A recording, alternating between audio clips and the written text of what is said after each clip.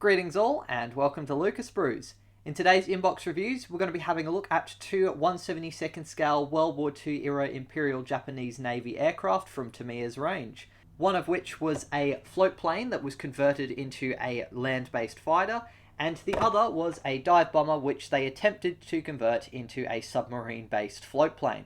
So without further ado, let's have a look at these two kits. So, starting out with, and I apologise to anyone who speaks Japanese, the Kawanishi N1K1 Shiden Type 11. So this is a rather interesting aircraft, which was originally developed, as the title suggests, from a seaplane, which was the N1K1 Kyofu, I believe.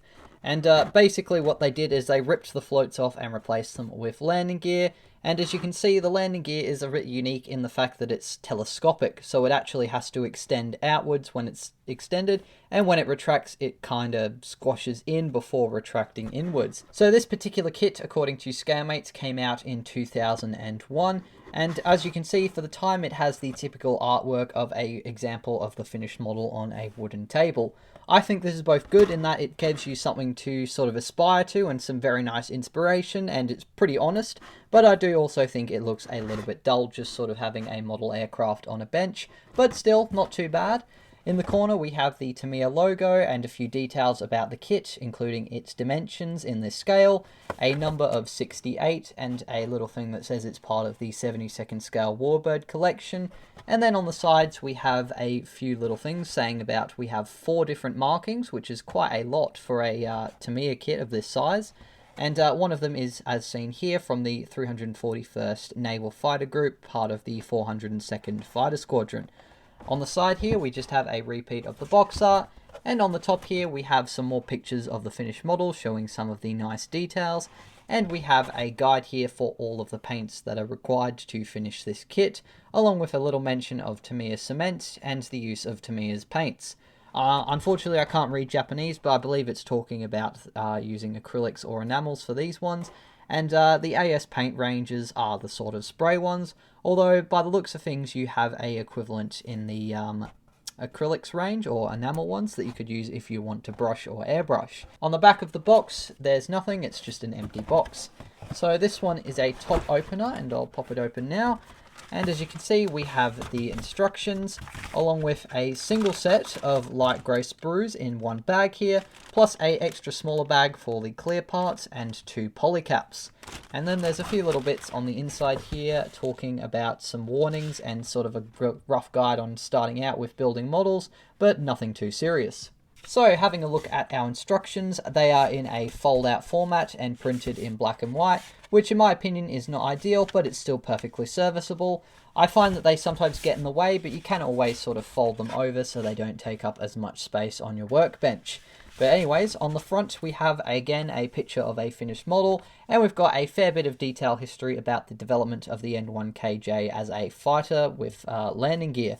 As I've mentioned, it started out as the Kyofu floatplane and they added the landing gear, although this would prove troublesome and they would later move the wings lower, so rather than being a mid-wing mounted aircraft like the floatplane variant was, they lowered the wings so that the landing gear could be a little bit shorter.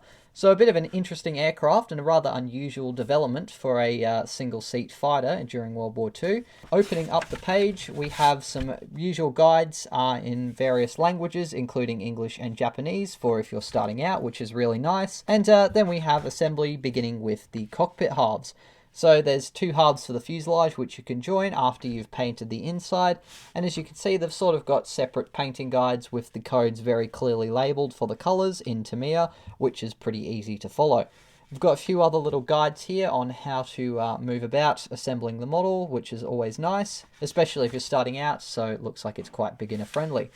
Opening up, we've got our decals, which we'll look at later, but then we've got the cockpit assembly, which, as you can see, there is quite a few little bits and pieces. We've sort of got the main cockpit floor here with a seat and the joystick. Then we've got a front bulkhead with the main instrument panel getting attached to that, along with the gun sight. And then we've got a rear bulkhead, which eventually all gets added to the cockpit floor and then installed by being put up into the fuselage. As you can see, they've got a very nice clear painting guide along with some decals, which is really nicely laid out and quite easy to follow. I like that they've done different shades as well to indicate different colours, so it's pretty easy to see what's going on. Moving on, we have step 3 with the engine assembly, which has 2 pieces for each row of cylinders, plus we've got a separate gearbox, and you have a little polycap which you have to install into the front there. We've also got the rather large and very common in Japanese late war aircraft exhausts, which stick out everywhere, trying to get, I guess, every inch of power they can out of the engine, and that sort of acts as the bulkhead for the engine to attach to as well. So once those are assembled, you can then attach them to the front of the fuselage there. And we've also got our lower wing half, which has part of the cockpit tub sort of molded into it. One thing I like is they've actually labelled all of the parts, including given a little bit of detail about the engine. So if you want to do a little bit more extra research, you've got sort of references. Or if you're just starting out, you have a pretty clear understanding of what each part is, which I think is pretty cool. So it's a nice little learning experience. Moving on, we have the 2 upper wing halves along with the 2 separate horizontal stabilizers getting added to the main assembly. And then we've got the engine cowling along with what looks like some machine gun or cannon pods for the underside of the wings. And then we've got a little bit of assembly for the landing gear covers, the main landing gear strut, and the wheel. We've also got a drop tank here, which comes in 2 halves. Then we move on to step 6, which involves adding the machine gun pods to the underside, along with the cowling to the front of the aircraft. We have this strange little piece that sticks down here, which apparently is a auxiliary oil cooler, which is a bit of an interesting feature. Plus we've got these interior sort of landing gear bay doors to kind of cover that inner section there. And we've got a very tiny tail wheel, which goes on the back there. Next, we've got the drop tank, which requires 2 large frames to be added to the underside of the fuselage. And once that's in place, you can also add the landing gear, along with an extra small strut here, and another part of the landing gear bay doors. And finally, for step 8, we have the propeller assembly, which has to get made up, and then you can attach it to the front of the engine there, using that polycap to sort of attach it in place, so it will still rotate without coming out too easily. Looks like we've got 2 cannons along with a pitot tube to attach to the wings. And finally, we've got a small loop antenna along with the main antenna for the radios on the back of the aircraft here. And you can add the canopy into place. Looks like there's a little bit of surgery required to remove part of the canopy part there. But once that's done, you shouldn't have too many issues. Would have been nice if they had a option to have the canopy open, but obviously it is a little bit easier to just have the single piece there, and it can't have everything. Moving on to painting, we have a little bit of a history of the aircraft's painting scheme, and it says it sort of started out with usually painting them with dark green on the upper surface and light grey on the underside. However, as the war dragged on and Japan was sort of running out of paint, they would later on start to just leave the underside in bare silver. And the red Japanese Rising Sun roundels were often given a white trim. However, later on they would reduce that or paint over it to make it less visible. So a bit of interesting history there with the marking guides. And each aircraft scheme has its own page by the looks of things. And we have, as the box said, 4 different schemes. So we've got one from the Japanese Navy Yokosuka Fighter Group. Another one, which was the one we saw on the side of the box from the 402nd. We've got another aircraft here, also from the 341st Fighter Group, part of the 402nd Fighter Squadron. And we have Scheme A here, which is from the Tsukuba Fighter Group. And again, I apologise for that. And they're all pretty similar, although I think these 2, by the looks of things, have the XF-16, which would be flat aluminium undersides, whereas these ones have XF-12, which would be that sort of light grey. I'm not too sure yet which one I want to go with. I'm tempted to do a slightly earlier one from, I believe, the Battle of the Philippines, because this aircraft did actually have a rather long history with the Japanese, although it also might be cool to try out a later war one and try to do a bit of classic Japanese chipping. But anyways, that's a future decision. Let's have a look at the plastic parts. So, as I mentioned previously, we have a single sprue, which is a rather small amount, but given the size of this, probably quite understandable, and this is done in light grey plastic. And as you can see, it has a pretty decent level of detail, and typical for Tamiya is pretty cleanly moulded. In this bottom corner here, we have the main landing gear struts along with the wheel well doors, which as you can see have a little bit of recessed details on them, and the landing gear struts there look pretty nicely done, and you can sort of see that strange telescopic part just there. Next we've got our lower wing halves here with part of the fuselage. All recessed panel lines and details here for the cannon holes and various parts here and there, which all look quite fantastic. And they've done a pretty nice job at some sort of fabric texturing on the ailerons there. You can see the lights on the ends of the wings there, which remind me a bit of the 109s, how they're set up. And yeah, quite a few little interesting access hatches along the underside, and a large number of holes here to help add extra parts like the cannon pods here and the drop tank. Speaking of which, we have the cannon pods here, which again, they remind me quite a lot of the 109 with that sort of pod on the underside of the wing. They look pretty decently detailed, along with our cowl flaps here, which don't look too bad at all either. There's a few little recessed details, although they are rather soft around the edges there. And then there's a sort of raised intake piece on this one here. We've got some machine guns or cannons, I believe, just here with the barrels there. Pretty basic, but still pretty cleanly molded. Then we've got our horizontal stabilizers with the elevators molded to them. And they've done, again, a very nice job with the fabric texturing. And they've done quite a nice job here with the trim tabs there, with a fair bit of detail on the hinges there. And again, some nice recessed panel lines on all of the surfaces there. And doesn't appear to be any ejector pin marks or any parts that will need too much sanding. Then we've got our fuselage halves here, which again, all recessed details. We've got some really nice rivet details around the engine cowling accesses and the large sort of fairing over where the wings attach to, which looks quite good. And quite a few little access hatches along various parts of the aircraft, all quite nicely done. Again, very nice fabric texture on the rudder there, which looks pretty good. And some nice jobs here for the various raised trim tabs and details.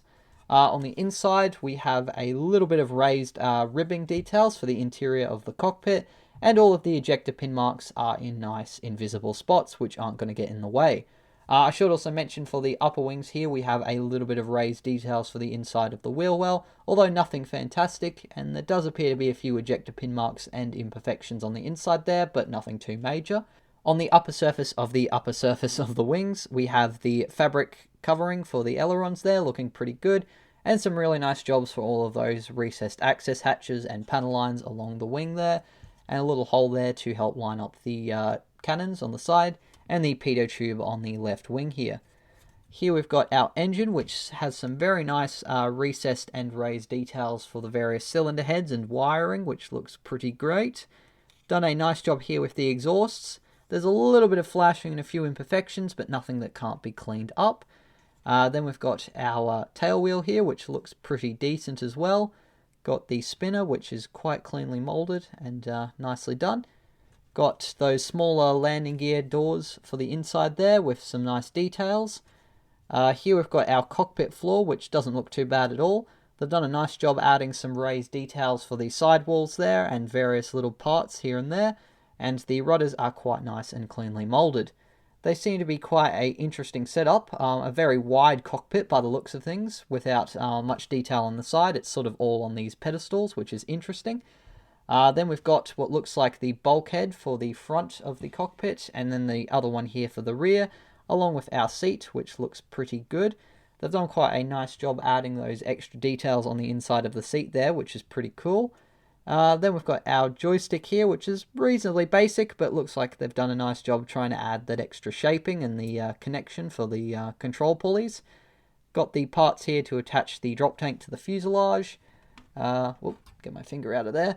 Looks like part of the landing gear bay doors, and I think there is quite a lot of those.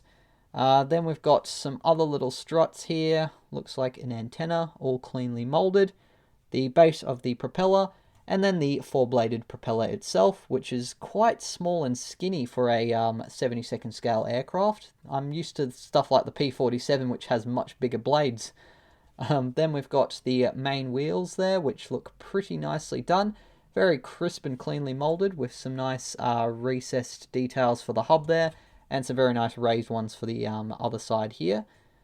This looks like our gearbox assembly, which interestingly seems to have some sort of circular assembly that's separate from the gearbox, so maybe a little bit of wiring or that sort of thing. We've got our engine cowling here, which again, all recessed details, including these little divots for the machine guns, which look pretty good, and a nice little bit of detail for the air intakes for the various cooling systems. And last of all, we have our main instrument panel here, which has some raised bumps for where all of the dials go. So hopefully you'll get a little bit of extra depth out of it with the decal. And there is a little bit of framework attached to it to help add it to the interior and add a bit of detail, which looks pretty good. So for the most part, this sprue looks pretty good. Although it's definitely not the most detailed Tamiya kit I've seen, it's still pretty excellent with some very nice crisp details. There's a few areas where it's a little bit softer and maybe one or two ejector pin marks, but for the most part, very cleanly molded and looks like quite a fantastically engineered little kit. Moving on, we've then got our clear parts here, which I'll open up. Here we go. So we have our main cockpit canopy, which is very rounded and surprisingly not too badly distorted. There definitely is a bit of distortion, especially looking sort of down, but from the sides it doesn't look too bad. And the front window with the armoured plate there doesn't look too bad at all. Well, I say armoured. Usually it's armoured, but knowing the Japanese, it might not be. Although it could be being a late war aircraft. But anyways, it doesn't look too bad. There doesn't appear to be any scratches, and the plastic parts are pretty clear, which is good. And we've got our gun sight, which has an absolutely massive piece here to attach it to, but looks pretty good. So clear parts again look pretty fantastic and of typical Tamiya quality. Lastly, we've got our polycaps here, which, I mean, I'm not going to probably bother getting them out because they're polycaps. They look pretty good, and they're made out of poly, and they're caps, so that's a pass. And the final thing to look at in this kit are the decals. So I'm not really a big fan of Tamiya's decals. I find they have a tendency to be way too thick and silver quite a lot, so definitely recommend using some gloss varnish before putting these ones down. Although, thankfully, there doesn't appear to be too many decals. I did get this one secondhand, so it could be a couple years old, but unfortunately it's already started to yellow, especially on the white around the roundel. And as you can see, some of that clear film around the walkway markings has also started to yellow. I believe you can help this by just sticking it in some sunlight for a while, and that does help it with a bit of exposure to UV rays. Or you can just, I suppose, try and paint some of these by just masking. Would be quite tricky for these individual unit markings for the tails, but I'm sure there would be a way. But hopefully I'll be able to still use and save these ones. I have to say they've done an absolutely fantastic job with the instrument panel. I'm not too sure if the camera's picking it up fully, but they've done a really fine job capturing all of those dials, so they look absolutely fantastic. Seatbelts also don't look too bad at all. They've sort of done them pre-buckled, so they should be relatively easy to attach to the seat.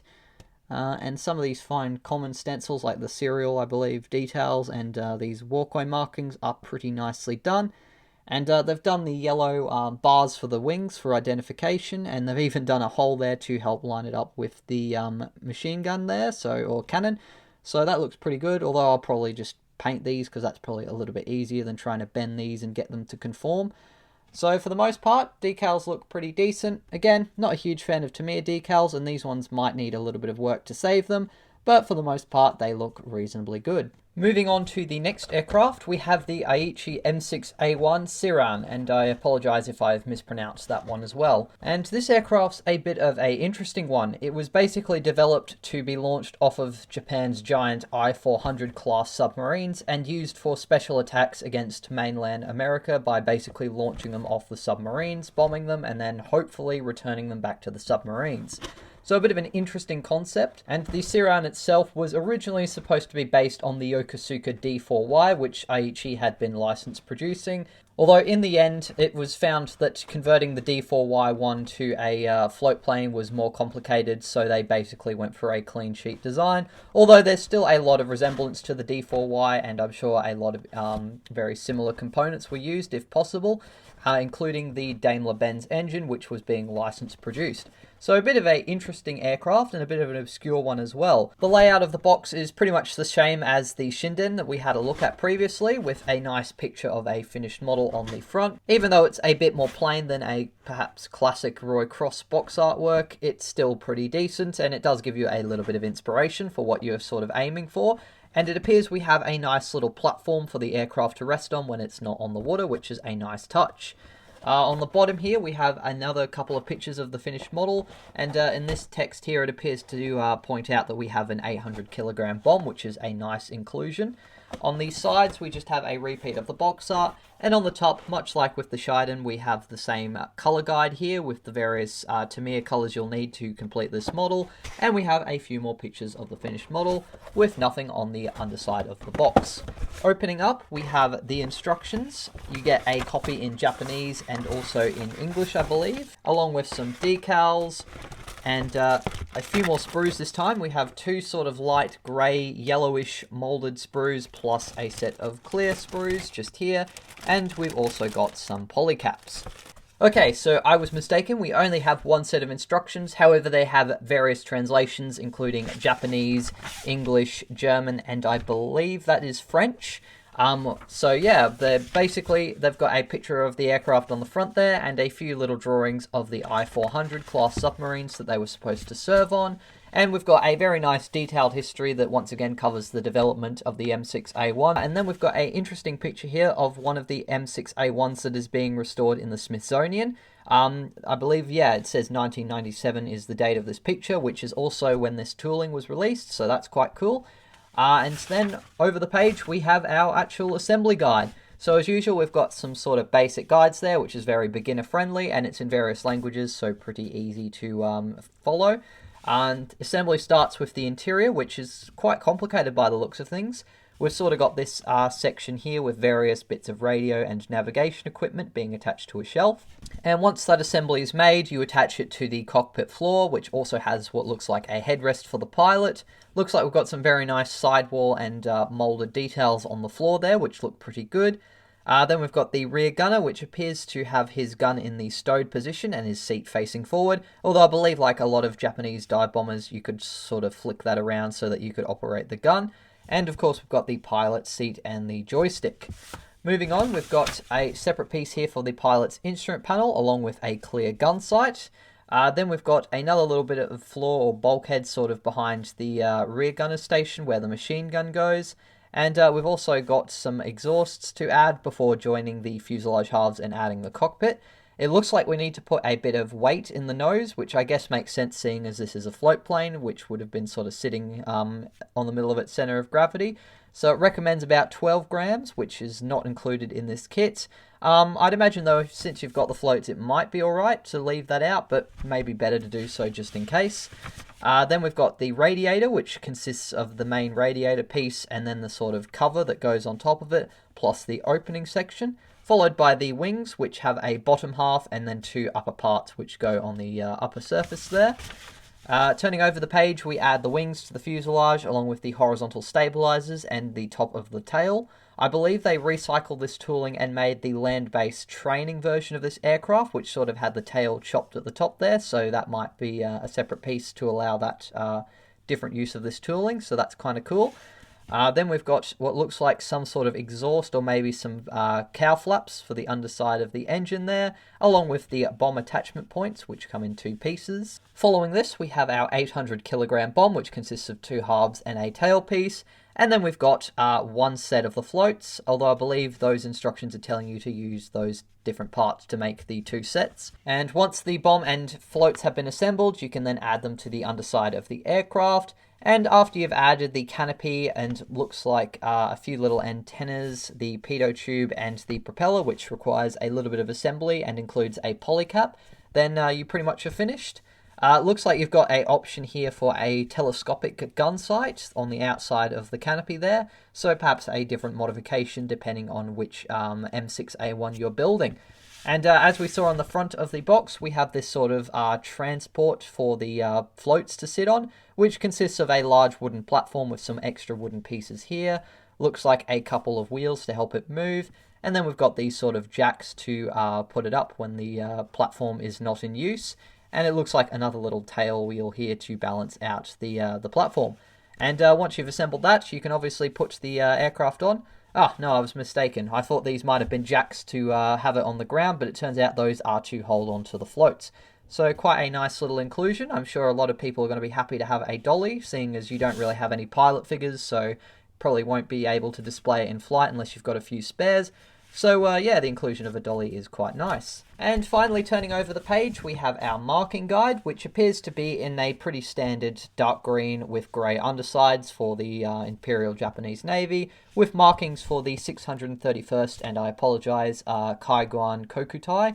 So I'm imagining that's some sort of special squadron attached to the I-400s, but I'm not 100% sure. So quite a nice set of instructions. Again, they're quite nice and easy to follow. Not quite as clearly laid out as the Shiden's ones, with some of the parts being labelled, but not all of them. So that makes it a little bit harder, I think, to understand what's going on. But for the most part, things are pretty clear. You can sort of see where the colour guides are for painting the various parts. And again, they've used different shades of grey to sort of help you differentiate what each colour is painted, or what area of each part is painted with a certain colour. So not too bad instructions. I do like all of the nice beginner's tips and sort of step-by-step guide for if you're just starting out. In fact, as well as the instructions being pretty beginner friendly, you also have this sheet of paper which sort of has your very basic modelling guides. So if you're brand new and starting out, that's really handy to have. It also talks a little bit about tools as well, so that's really useful and has some very nice clear pictures. So quite a beginner friendly set of instructions and nicely included tips for anyone just starting out. Moving on to the plastic part, as mentioned, we have two sets of sprues. I'll open this one up first. And starting out with this sprue here, which is sprue A, we have most of the aircraft's main components. Starting in this corner, we appear to have part of the handles that the machine gun is attached to, or the sort of framework that it rests on, along with our exhausts here. Looks like some various antennas and the pitot tube. Part of the cockpit floor interior area with what looks like some navigation equipment on the top there, sort of basically molded.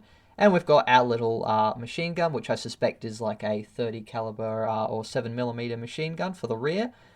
Then we've got our right side fuselage half there, and as you can see, we've got some really nice recessed details for all the panel lines, including quite a few nicely done recessed rivets for around the access hatches. And we've got some raised details where appropriate for various, looks like little intakes and parts of the wing rib. We've also got some nice fabric sort of texture on the tail rudder. A little bit more pronounced than on the Shiden, but it looks pretty good. And we've got some nice raised sort of panels here and there, which all look pretty nicely done. On the inside, we've got some very nice raised details, and we've actually got a fair bit of molded detail for the various controls for both the pilot and the rear gunner there, so that looks absolutely fantastic. All of the ejector pin marks appear to be in quite nicely hidden places. Down here, we've got our upper wing surfaces with, again, very nicely done recessed details and a couple of little raised areas where appropriate. All looks pretty fantastically done. Again, very nice fabric texturing and some nice hinges there for the controls. They all look pretty good. We've got one of our radiator parts here, part of the intake there, and it's quite nicely molded there, very cleanly done. Then we've got our propeller parts here with the propeller blades and then the various parts for the spinner. Looks like we've got two different options for spinner types. I didn't see that in the instructions, although maybe it could be that they've reused it for the land-based training version of this tooling. Looks like we've got a little piece here on the propeller, which I believe I saw in the instructions that you have to kind of cut off. We've got our main sort of interior detail for the radiator, and that looks absolutely fantastic there with some really nice and crisp detail. Looks like some sort of cover for a access hatch here on this separate piece there, although I'm not sure we use that one.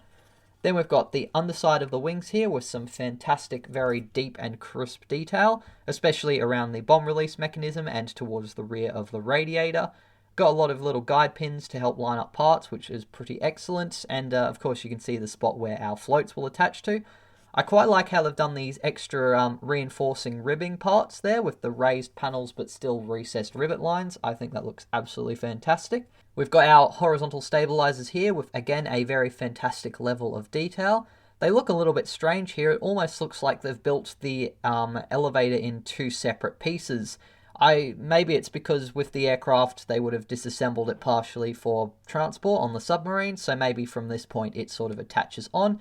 That also could be what these are for. They might be strips that sort of go over the top of the attachment points, so quite nicely detailed by the looks of things. This piece appears to be the rear section where the machine gun sort of rests, and it's got some quite nice raised rivet details, which look pretty good.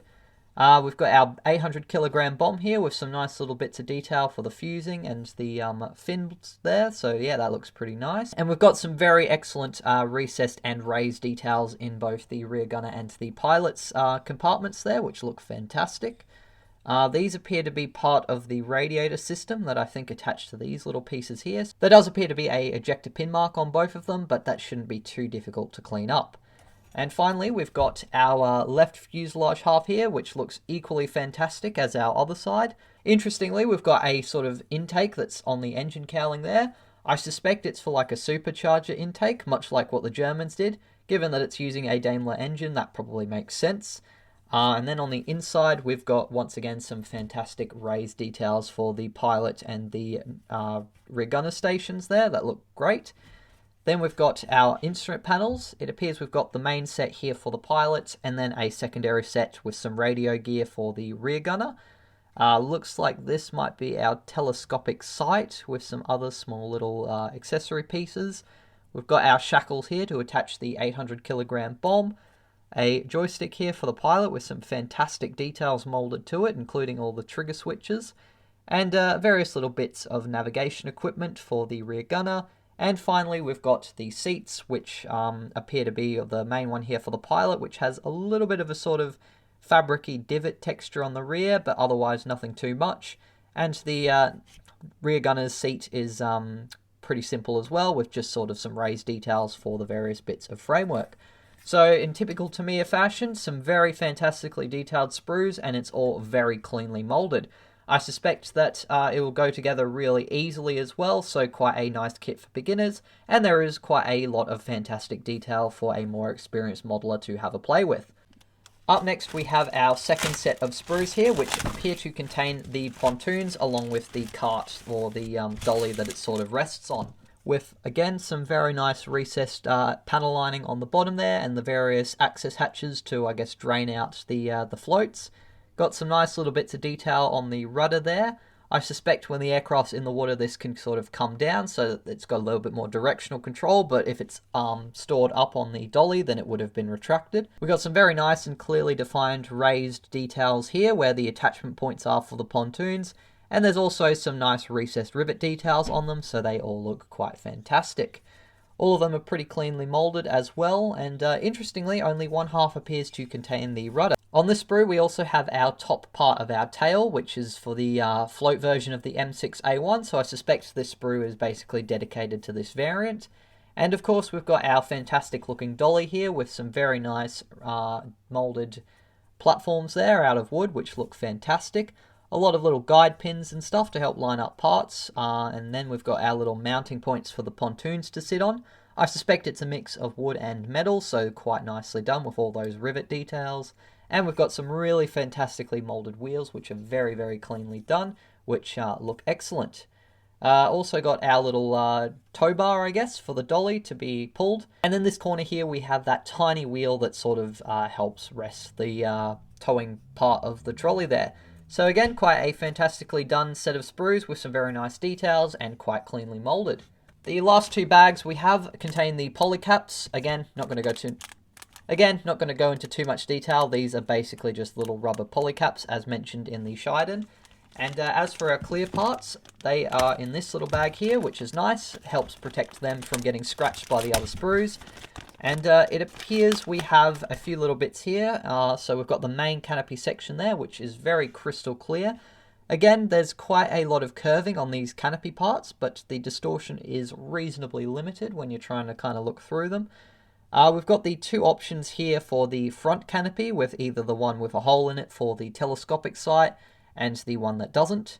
Then we appear to have our main gun sight here, which is quite big and chonky. And we've got a sort of bulkhead here with some clear windows, which I believe separates the pilot and the rear gunner / navigator's compartments. It would have been really nice, again, if the canopy sections could have been opened and were done separately, but these are still pretty nice looking, and I'm sure you can get some aftermarket vacuform ones if you really wanted to open the canopy up. Finally, in this kit, we have our decals, which are sort of stapled to the corner here unfortunately it doesn't appear the staples have gone through the decals, although that is a little bit close for those yellow wing markings. It does appear we've got a few options for numbers here, which I didn't really see in our instructions. So it looks like we've got a choice of about 6 different aircraft numbers with 15, 16, 17, and 1, 2, and 3. Again, they didn't really see any service, so it probably doesn't matter too much, and you could do a bit of a what-if scheme, I reckon, with this aircraft, but it's nice that they've obviously included a few historically accurate ones for the few that did see any kind of action whatsoever. And we've got our typical Rising Sun roundels with the later war white band on the outside of them, although there's none on these ones, which I believe go on the underside of the wings. Then we've got our little markings for the horizontal stabilizers, a few little propeller tip markings, and the serial details, along with seat belts and the instrument dials, and that's pretty much it. So there doesn't appear to be any sort of detailed stencils for walkway areas or anything like that on this kit, so all pretty simple. The seat belts aren't too badly done. Again, they're molded, or they're printed, I guess I should say, in a sort of position that they'd be in if no one was occupying the seats, so that's quite nice. You don't have to sort of position each individual belt. And the detail on the dials, much like the Seiran, is actually quite excellent if you zoom in a bit. Yeah, you can read a lot of the details on those instrument dials, and the serial looks pretty good as well.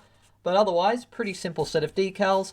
Once again, not a huge fan of Tamiya decals, as I tend to find them really quite thick and a lot of issues with silvering, which I suspect you'll have tons of issues with for these ones especially, given how much clear film there is.